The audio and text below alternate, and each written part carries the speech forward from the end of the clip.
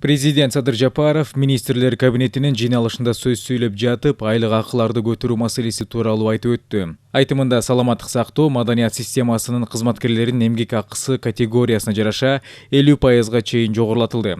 Өткөн жылдагы Баткен окуяларынан кийин мамлекеттин коргоо жөндөмдүүлүгүн күчтөндүрүү зарылдыгы ачыкталды. Кыргызстандын 30 жылдык тарыхында биринчи жолу мамлекет өз каражатына ок өтпөс унааларды, тик учактарды, пилотсуз учактарды жана башка аскер техникаларды сатып алды. Булар менен бирге бир катар көч түзүмдөрүнүн кызматкерлеринин айлыктары жогорулатылды. Мисалы, улук офицерлер мурда 25 000 сомдун тегерегинде айлык алса, эми алар 37-40 000 тегерегинде алып калышты. Буйруса бюджетти жакшы көтөрүп алсак, апрель айынан баштап дагы башка тармактарды, мугалимдерден баштап баардын айлыктары дагы көтөрүлөт, деди Жапаров. Элди колдоо боюнча дагы бир ишке токтолгум келет.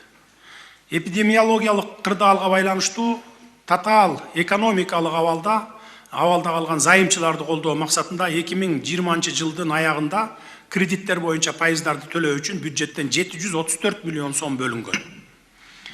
Жыйынтыгында өткөн жылдын аягында 390 000ден ашык карыз алуучулар жардам алышкан. Биз муну менен эле токтоп калбайбыз. 2022 жылдын 1 январынан баштап сугат жер, кайрак жер, жайыт жана чөп чабыш жерлерге салык төлөнбөй турган болду. Насыялар январ-февраль айынан баштап дыйкан фермерлерге 6% менен бериле баштайт. Ал эми мунун натыйжасы канча адамга тиерин өзүңүздөр билесиздер. Элибиздин 65% элет жеринде дыйканчылык, мал багуу менен жашоосун өткөрөт. Максат шарт түзүп берип, мамлекетти тамак аш коопсуздугу менен камсыз кылуу.